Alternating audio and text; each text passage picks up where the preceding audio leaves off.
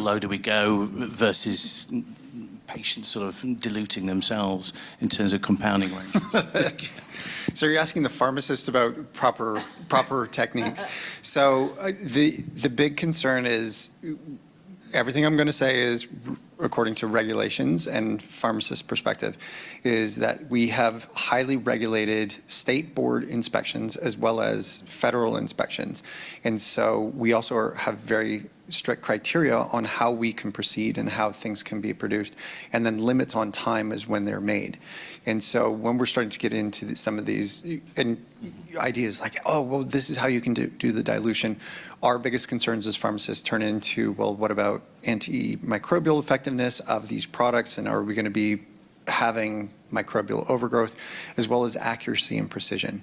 And so this is why we really want patients to see compounding pharmacists who will do their part in ensuring that even though they might be getting into very incredibly low dilution, so 1 microgram diluted, we may not necessarily have the tools to accurately assess, but at least it'll be done in a regulated, trained, and very effective fashion. So for the patients who can't afford things, there's a totally different discussion, and I have to be clear, physicians have the authority to do compounding as well as how to direct patients, and so we don't want to overstep our position. And so for a majority of patients, we recommend working with a compounding pharmacy versus, hey, just take it home and mix it yourself, because there can be some real barriers there and some real confusion. I'm not criticizing anyone, but I did have a patient who gave their kid a topical cream orally because they just misheard or misunderstood. So we always are concerned about those things. So patient education is key. Patient education being a key piece.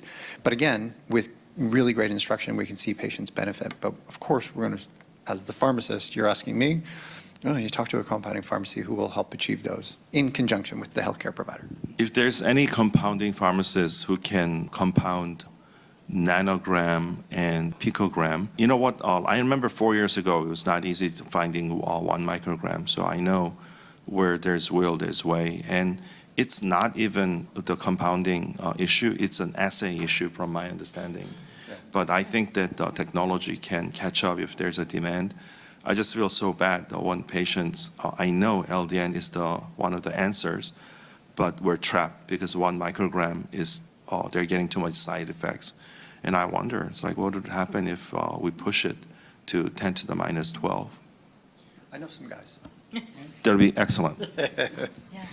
I do know some guys. So part to the original question, I agree. Like, we have to find the first starting dose, but I would use other tools before going too low, because we understand that we're turning on the immune system. And I think we were discussing this outside. If you turn on the immune system and the patient is like, this is terrible, well, then we have a really good idea of what's happening with the patient, and we may have to back away. But again, working with some of these very well-educated pharmacists in a compounding pharmacy with educated healthcare providers, we can still get to the same outcome. So it's just very patient-specific. Excellent. You had some more to add on that, Dr. Sealton? I was just going to tag on to what he said about methylene blue, and then for our MCAS patients, which I'm sure we'll get at in questions, I have also found the combination of LDN, methylene blue, and ketotifen to be incredibly powerful for this patient group. Just really, I just wanted to also say that. What was the third thing you said? Ketotifen, it is an old school antihistamine, which we can only get as eye drops, so it has to be compounded. I do want to say that ketosis is very, very powerful. And what I tell patients often is that the cheapest is ketosis. It's the cheapest, probably the most powerful, but most difficult to implement, because between their 2 ears, they have to be convinced they want to do it for their health. Interestingly, I have Medicaid patients who listen to that and say, oh my God, if it's that good and it's free, I'm going to do it. The second I tell them is LDN is not free, but it's relatively cheap, and it's very reliable. The third is supplement, because supplement still is wild, wild west. The quality of curcumin from one company to the other company varies greatly, and same thing with any kind of supplement. So I tell them that that's the most expensive and least reliable way. There are some, like curcumin, that have been formulated with special technology that I just get more consistent results.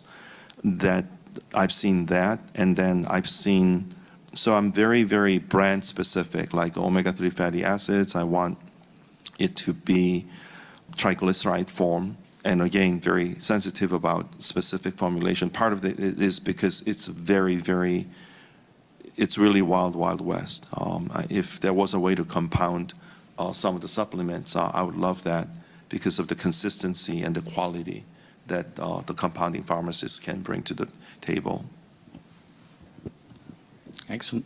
Yeah, and by the way, just in the United States, currently the legislation is that we cannot compound supplements, unfortunately, but a lot of the compounding pharmacies, and this is for the patients and the providers, a lot of them bring in the highest quality supplements that are available. So that if you send them to a big box chain store, you may not get the same quality.